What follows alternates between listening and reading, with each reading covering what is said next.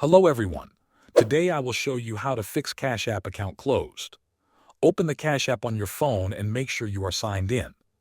Once the app is open, look at the top right corner of the screen and tap on the profile icon. This will open your account menu. From this menu, go to Account Settings or scroll until you see the Support option. Tap on Support to continue. Inside the Support section, you will see different help topics. Look for the option that says Start a Chat. When you tap on it, a chat window will open and a bot will respond first. This bot is designed to help answer common questions and guide you through basic steps. Take your time and clearly describe your issue.